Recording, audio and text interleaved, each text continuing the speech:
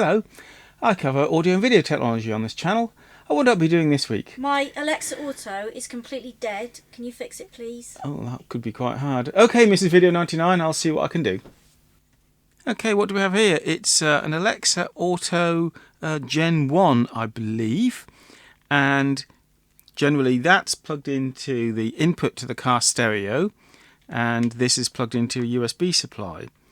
And it's completely dead apparently. Let's start by trying to power it with a new cable on a power bank. Okay, so I have a power bank here that includes is micro USB, so it's obviously a fairly old product. Let's just connect that up and see what happens. So I think you should be able to press one of these buttons, that one maybe, and some sort of light comes on somewhere. Right, micro USB. Right, the power bank lit up, which means it's detected there's a load, so it's not like it's completely dead. So what do? Press this button for so many seconds, or press the other button, or press and hold buttons, see if anything happens. Looking up, I think if you hold this button for 15 seconds, it does a full reset. But no, nothing's happening. Let's see if we can learn a little bit more about the current drain. I have a cable here. Now these are a bit Toy Town, to be honest. They have a display that's supposed to read how many watts a device is consuming, and they don't. But they will detect whether anything's connected. But they don't really tell you the true current consumption. But it says 0 watts. Now this is the C type, so we'll convert it to micro and plug that in and see if we get any reading at all. Which around does it go?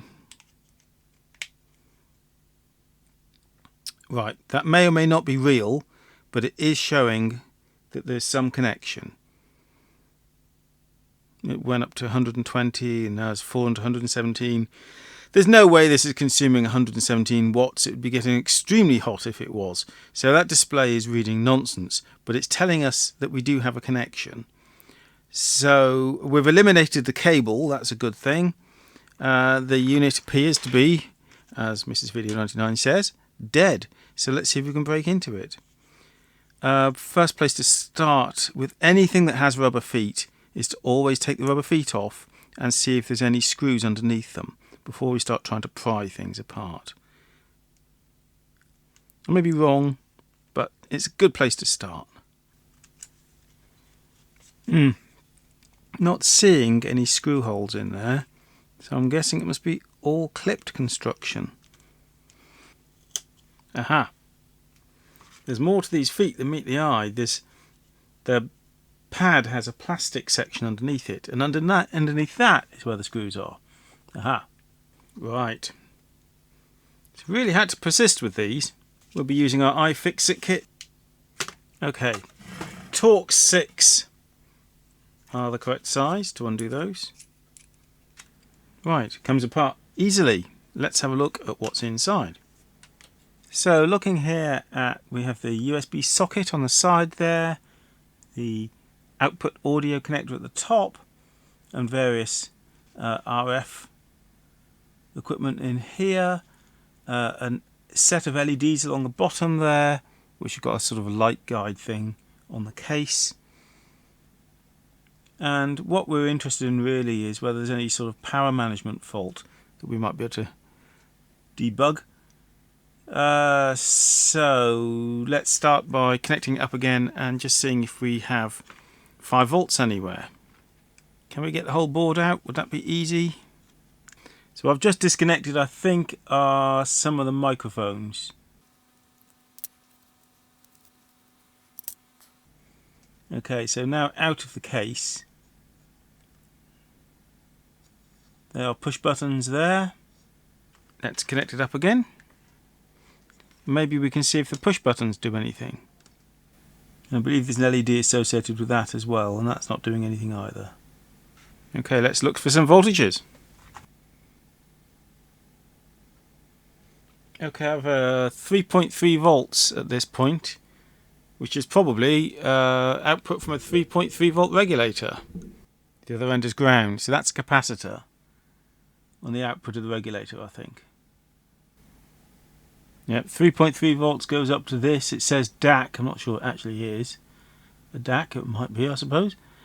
What does this chip here do? This looks like it might be power. 3.3 volts in at that point, or out, we don't know. 0.9 volts there. Could that be regulator output on a big capacitor? Oh, that's actually a resistor. That's a capacitor. Yeah, maybe 0.9 volts is used for something. Have a look at this one. 5 volts on that one.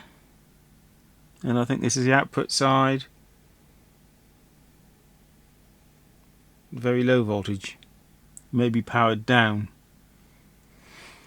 So we're seeing more activity here than you might have expected for something that's totally dead. Do you think we'll see anything if we put an oscilloscope on any of the points around the buttons to see if we can see the scanning of those buttons? Yeah, that's definitely more than nothing, isn't it? We are seeing something on the oscilloscope. Whatever it is, there is data there. There's activity. This is not completely dead.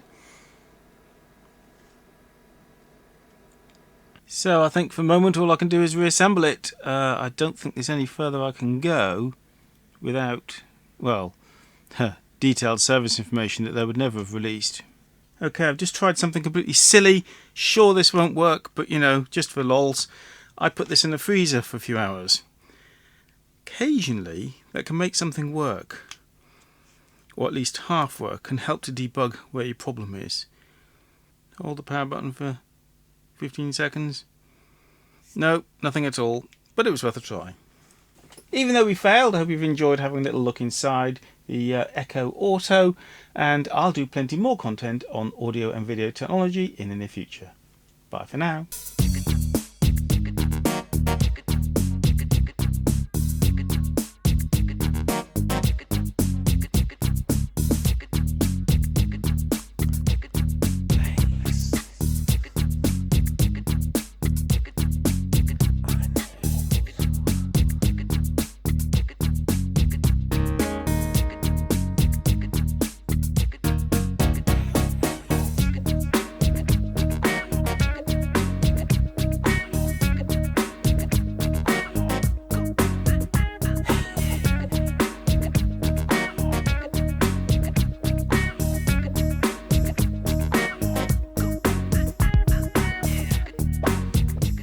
So I'm sorry, Mrs. Video 99, I just couldn't fix that one. Thought you could fix anything? Why is it so cold? Ah.